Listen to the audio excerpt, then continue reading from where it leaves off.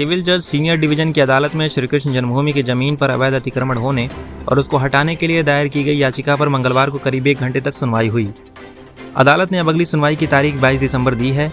अब अगली तारीख को अदालत फैसला करेगी कि इस याचिका को स्वीकार किया जाए या नहीं। इस बीच श्री कृष्ण का वंशज होने के दावे के साथ लखनऊ के रहने वाले मनीष यादव ने एक याचिका दायर की है। इसमें श्री कृष्ण जन्मभूमि की जमीन पर अवैध अतिक्रमण होने का दावा किया गया है। साथ ही जन्मभूमि के पास बनी मस्जिद को अवैध बताते हुए श्री कृष्ण जन्मस्थान और ईदगाह के बीच हुए पूर्व समझौते को गलत बताया है। इससे पहले अभी तक 9 याचिका न्यायालय में दाखिल की जा चुकी हैं, जिसमें याचिकाकर्ताओं ने श्री कृष्ण विराजमान मामले में पक्षकार बनाने की अपील की है।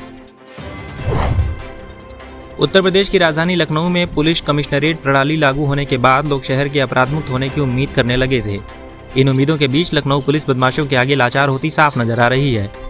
इसका अंदाजा यहां पिछले 1 हफ्ते में होने वाले सनसनीखेज अपराधों की लिस्ट देखकर लगाया जा सकता है। मंगलवार को आशियाना क्षेत्र में अपर निजी सचिव के पति और पीडब्ल्यूडी के कर्मचारी सर्वेश को बाइक सवार नकाबपोश बदमाशों ने उनके घर के बाहर गोली मार दी। घटना के कुछ देर बाद ही आरोपी ने खुद को भी गोली मार ली और थाने पहुंच गया। पुलिस ने उसे भी ट्रामा सेंटर में भर्ती कराया है। दूसरी तरफ राजाजीपुरम क्षेत्र में स्थित AIS चौराहे के पास मंगलवार सुबह एक जूस की दुकान पर कार सवारों पर 2 बाइक सवार बदमाशों ने 4 राउंड गोलियां चलाईं।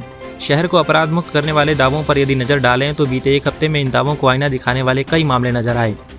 7 दिसंबर को किशोरी के अपहरण के साथ तालकटोरा थाना क्षेत्र में फायरिंग होने का मामला सामने आया। 9 दिसंबर को विभूतिखंड थाना क्षेत्र में पैसे के लेन देन को लेकर गोली चली। वहीं इसी तारीख में आलमबाग थाना क्षेत्र के अंतर्गत RPF में तैनात दरोगा को गोली मारकर ट्रैक पर फेंक दिया गया। इसके बाद 13 दिसंबर को मोहनलालगंज थाना क्षेत्र में गोली मारकर युवक को कूड़े के ढेर में फेंक दिया गया। वहीं गुडम्बा में रिटायर्ड SP ने अपने बेटे को गोली मार दी। इसी तारीख में सेल्समैन को गोली मारकर लूट की गई। दिल्ली के मुख्यमंत्री अरविंद केजरीवाल के यूपी में चुनाव लड़ने के ऐलान को लेकर प्रदेश में हलचल बढ़ गई है। राज्य के राजनीतिक दलों का कहना है कि केजरीवाल के चुनाव लड़ने से यूपी की राजनीति पर कोई असर नहीं पड़ेगा। बीजेपी युवा मोर्चा में उत्तर प्रदेश कार्य समिति के सदस्य सचिन अवस्थी ने कहा कि यूपी के लोग जानते हैं कि अरविंद केजरीवाल अपने राजनीतिक फायदे के लिए यहां चुनाव लड़ने की तैयारी में हैं, लेकिन उन्हें यहां मुंह की खानी पड़ेगी। समाजवादी पार्टी की प्रवक्ता जूही सिंह ने कहा कि यह कोई नई बात नहीं है कि आम आदमी पार्टी यूपी से चुनाव लड़ने जा रही है। इससे पहले भी पार्टी 2012, 2014 और 2019 में चुनाव लड़ चुकी है। उन्होंने कहा कि आम आदमी पार्टी अपनी विचारधारा पर लड़ेगी और हम अपनी।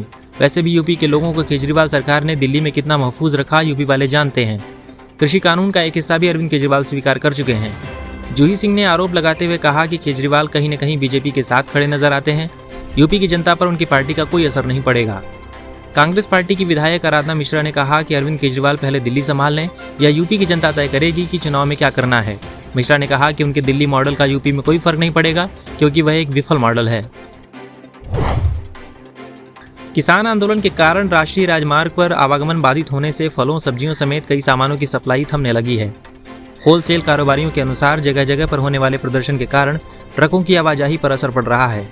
ऐसे में 2 दिन में आने वाला माल 3 से 4 दिन में आ रहा है। सप्लाई धीमी होने से साइकिल और इसके पार्ट्स के भी दाम 10% तक बढ़ गए हैं। वहीं दुबग्गा मंडी में पंजाब से मटर की सप्लाई भी कम हो गई है। कारोबारियों के मुताबिक लंबे समय तक सप्लाई बाधित रहने से दाम और बढ़ सकते हैं।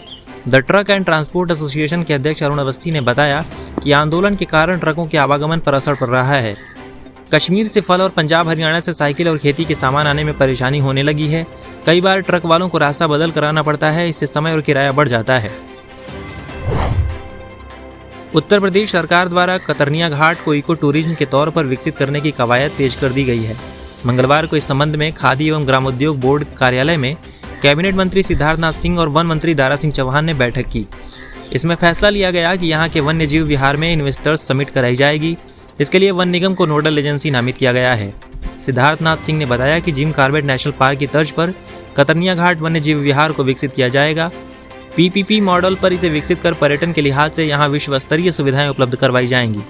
वन क्षेत्र के बाहर होटल, पार्क, रोड कनेक्टिविटी पर खास ध्यान दिया जाएगा। विदेशी पर्यटकों को आकर्षित करने के लिए पलिया एयरपोर्ट को अंतर्राष्ट्रीय एयरपोर्ट के रूप में विकसित किया जाएगा। वन मंत्री दारा सिंह चौहान ने कहा कि पूरे प्रोजेक्ट का डिजिटल मैप तैयार करवाया जाएगा। कतरनिया में रिवर फ्रंट को और आकर्षक बनाया जाएगा।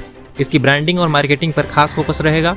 उन्होंने बताया कि यहाँ पर्यटन गतिविधियों को बढ़ाने के लिए वॉचिंग कैंप, नेचर वॉक, जागरूकता कार्यक्रम, साइकिलिंग आदि का भी आयोजन किया जाएगा।